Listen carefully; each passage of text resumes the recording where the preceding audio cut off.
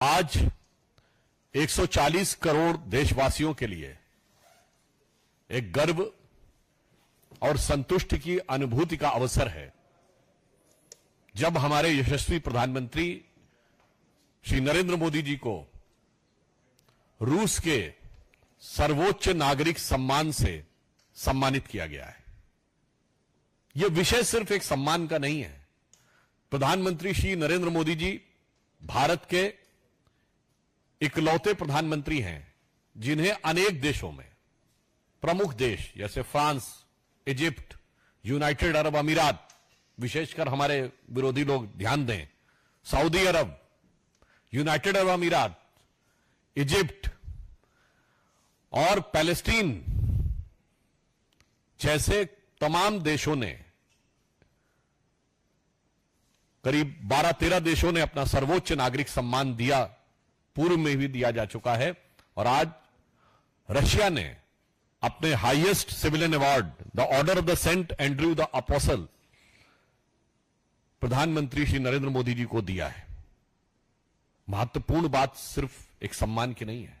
इस समय मोदी जी एकमात्र राष्ट्राध्यक्ष हैं जिसे 2 बार अमेरिकी संसद के संयुक्त सत्र को संबोधित करने का अवसर मिला और उसके साथ ही रूस ने अपना सर्वोच्च नागरिक सम्मान दिया। कोई भी विश्व का राष्ट्राध्यक्ष इस परिस्थिति में नहीं है। और आज ही अमेरिका में भी व्हाइट हाउस की प्रेस कॉन्फ्रेंस में पुनः उन्होंने बोला है कि just to reiterate that India is our strategic partner.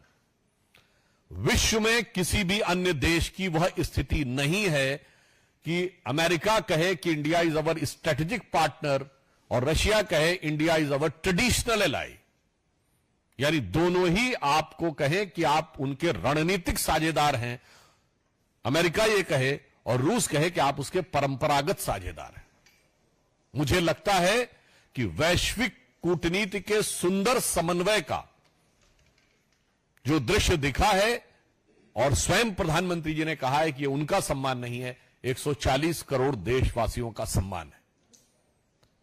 मुझे लगता है कि जिस प्रकार की दक्षता और क्षमता मोदी जी ने दिखाई, और उल्लेखनीय बात यह है कि आप ध्यान करें कि युद्ध के बियॉन्ड समाधान निकाला जा सकता है, यह भी बात उन्होंने वहीं पर कही है। इस समय वो ऑस्ट्रिया की यात्रा पे हैं, परंतु मैं एक बात कहना चाहूंगा कि हमारे राजनीतिक विरोधी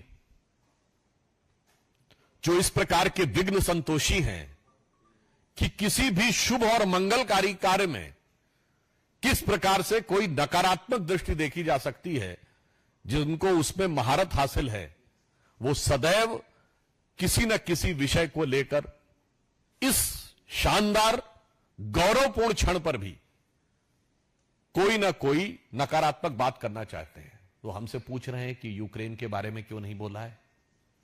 तो मैं पूछना चाहता हूं, हम तो सरकार में हैं और प्रधानमंत्री जी का यह अधिकार ही नहीं, कर्तव्य भी है कि अंतर्राष्ट्रीय विषय पे बोले। मैं कांग्रेस पार्टी से पूछना चाहता हूं, आपकी सीडब्ल्यूसी में क्या रशिया यूक्रेन को लेकर कोई प्रस्ताव पारित हुआ था? पर मैं क्यों पूछ रहा हूं, क्योंकि आपकी सीडब्ल्यूसी में इजराइल हमास के बारे में प्रस्ताव पारित हुआ था, पैलेस्टीन का समर्थन करते हुए। और इजराइल हमास युद्ध के बारे में सोनिया गांधी जी ने आर्टिकल लिखा था अखबारों में, प्रियंका गांधी जी ने ट्वीट किया था। मैं पूछना चाहता हूं, कितनी अंतर्राष्ट्रीय समस्याओं पर सीडब्ल्यूसी का प्रस्ताव है? चाइना ताइवान पे है कि रशिया यूक्रेन पे है, कि आर्मेनिया अजरबैजान पे है, कि इराक और कुवैत पे है, या सोमालिया के ऊपर है? इसलिए यह साफ दर्शाता है कि विदेश नीति के संदर्भ में क्षुद्र राजनीतिक स्वार्थ के आधार पर राजनीति करना उचित नहीं है। कम से कम इस अवसर के ऊपर जो संपूर्ण भारतीयों के लिए एक गर्व की अनुभूति और एक आत्मसम्मान की अनुभूति बढ़ाने वाला क्षण है, और यह दर्शा रहा है कि भारत विश्व राजनीति के उस समन्वयकारी स्थिति में पहुंच गया है जहां पर कि वो, हम नॉर्थ साउथ की भी बात करते हैं, ईस्ट और वेस्ट की भी बात करते हैं, वास्तविक अर्थों में यदि दुनिया में यह विचार आता है कि क्लैश ऑफ सिविलाइजेशन है, तो हम कोहेरेंस देने की क्षमता भारत मोदी जी के नेतृत्व में विश्व के पटल पर प्रदर्शित करने में सफल हो रहा है। इसलिए मैं अंत में सिर्फ यह पंक्ति कहता हूं कि बढ़ रहे हैं हम प्रगति की ओर उस रफ्तार से, बढ़ रहे हैं हम प्रगति की ओर उस रफ्तार से, कर रहा है विश्व भी हमको नमन उस पार से। धन्यवाद। मित्रों, प्रश्न आमंत्रित है तो ठाकुर रविंद्र सिंह जी, जी न्यूज।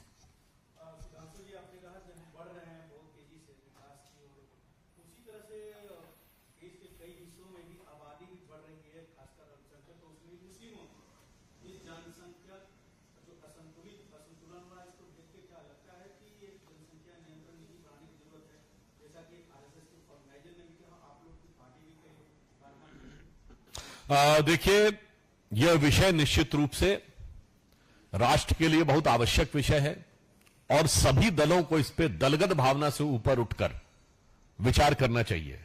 परंतु जनसंख्या का संतुलन किसके लिए चुनौती है और किसके लिए अवसर है, यह इन चुनावों के परिणामों ने भी दर्शाया है। आप सबको ध्यान है कि इस हाल में संपन्न लोकसभा चुनाव में सबसे बड़ी जीत, सबसे बड़े मार्जिन की जीत कहां से दर्ज हुई है? सबसे बड़े मार्जिन से असम की धुबरी सीट से कांग्रेस के रकीबुल हसन 10,25,000 के अंतर से जीते हैं।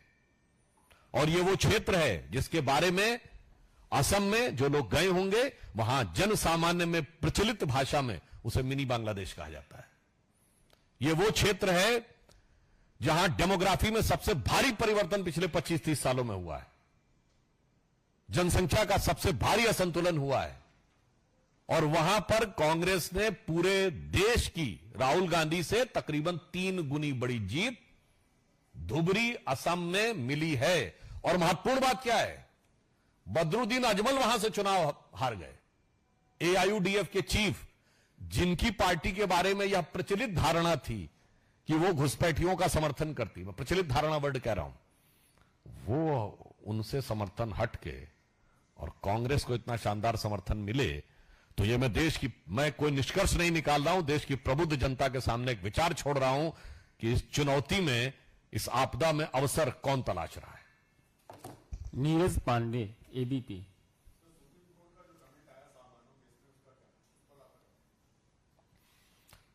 हाल में संपन्न चुनावों में और उसके बाद शपथ ग्रहण में संविधान लेकर जो लोग आए थे, सर्वोच्च न्यायालय के डिसीजन ने भारत की संविधान पर आए सबसे बड़े संकटों में से एक का उत्तर दिया है। इमरजेंसी की बात तो सब लोग करते हैं, परंतु यह जिस संदर्भ में दिया गया है, संविधान पे बहुत बड़ा खतरा था। जब 1985 शाबानो केस आता है, सर्वोच्च न्यायालय का निर्णय, एक गरीब मुस्लिम महिला को, शायद मुझे ध्यान नहीं है, 120 रुपए या कुछ ऐसे के आसपास का मेंटेनेंस देना था, और उस समय यह लगता है कि यह शरिया के विरुद्ध है, तो तत्कालीन कांग्रेस सरकार जो स्वर्गीय राजीव गांधी जी के नेतृत्व में चल रही थी, उसने सर्वोच्च न्यायालय के निर्णय को रौंद कर संविधान से ऊपर शरिया को कर दिया था। मैं चुनौती से कहता हूं, दुनिया में एक सेकुलर देश बताइए जहां सुप्रीम कोर्ट के जजमेंट से ऊपर शरिया होता हो। संविधान खतरे में था। यह हमें फिर याद दिलाता है कि संविधान को कितना बड़ा खतरा, जब ये सत्ता में आए हैं, अनेक प्रकार से संविधान को खतरे में डाला है। परंतु आज सर्वोच्च न्यायालय के निर्णय ने निश्चित रूप से वो खतरा जो आज से तकरीबन 40 साल पहले, 39 इयर्स बिफोर एस्टैब्लिश किया था, उसको समाप्त किया है। और दूसरा, मुस्लिम महिलाओं के लिए एक बहुत बड़ी राहत और मानवीय संवेदना का मार्ग प्रशस्त किया है। और तीसरा, मैं ये कहना चाहूंगा, इसको मजहबी मामले से अलग हटकर ये महिलाओं को एक समान रूप से सम्मान और अधिकार देने का निर्णय है।